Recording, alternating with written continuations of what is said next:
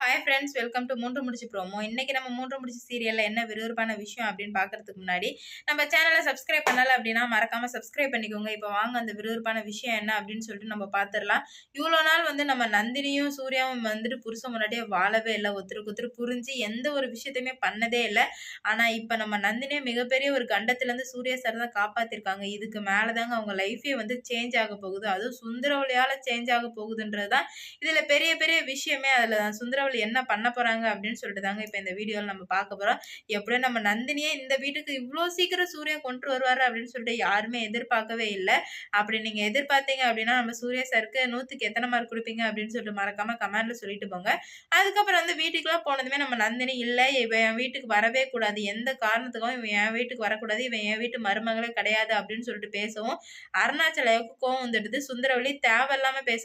என்னதான் இருந்தாலும் நந்தினி தான் இந்த வீட்டு மருமக அப்படின்னு சொல்லிட்டு சொல்லும்போது, சுந்தரவல்லி எப்படிலாம் நம்ம நந்தினி மனச உடைக்கணுமோ அப்படிலாம் பேசுறாங்க. ஒரு கொலைகாரியை என்னோட வீட்டு மருமகளா என்னால ஏத்துக்கவே முடியவே முடியாது அப்படின்னு சொல்லிட்டு, வாய்க்கு வந்தபடிலாம் அசிங்க அசிங்கமா எப்படிலாம் பேசணுமோ அப்படிலாம் பேசிட்டு இருக்காங்க. அருணாச்சலாவுக்கு ஒரு கட்டத்துக்கு மேல கோவம் தாங்க முடியாது. தேவையில்லாம பேசாத, வாய மூடுனா வாய மூடுதான் அப்படின்னு சொல்லவும், சுந்தரவல்லி நம்ம அருணாச்சல ஐயா வாயவே மூட ஆரம்பிச்சுறாங்க. அப்பதான் சூர்யா சாருக்கு கோவம் கையில வச்சிருந்த ஆரத்தி தட்டுலாம் பறக்குது. போட்டு ஒட்ட ஒட்டன்னு ஒட்டச்சு, "நீ அவன ஆள் வச்சு நந்தினிய போலீஸ்ல புடிச்சு குடுக்கறதுக்காக நீங்க வச்சு ஆள் அனுப்புனவன் தான் அந்த பையன கொன்னுருக்கான். ஆனா சம்மந்தமே இல்லாம நந்தினி மேல பழிய போட்டு இவ்ளோ பெரிய காரியம் பண்ணிட்டு, ஏதோ நந்தினி கொலை பண்ணா மாரி பேசிட்டு இருக்கீங்க.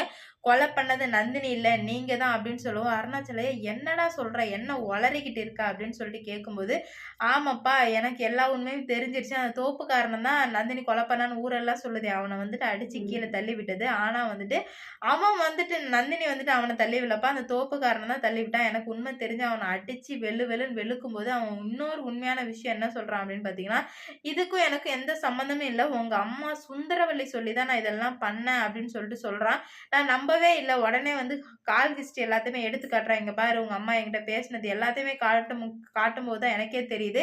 அப்பதான் எனக்கே புரிஞ்சது. இவ்ளோ கேவலமான, கீழ்த்தரமான வேலைய உன் பொண்டாட்டிய தவிர வேற யாராலயும் பண்ணவே முடியாதுன்னு நான் இப்பதான்ப்பா புரிஞ்சுக்கிட்டேன்.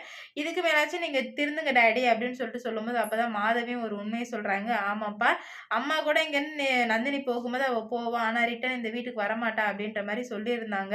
ஆனா எனக்கு அப்ப புரியல. ஆனா இப்பதான் புரியுது. இவ்ளோ கேவலமான வேலைய பண்ணுவாங்க அப்படின்னு சொல்லிட்டு எதிர்பார்க்கவே இல்லப்பா அப்படின்னு சொல்லுவோம்.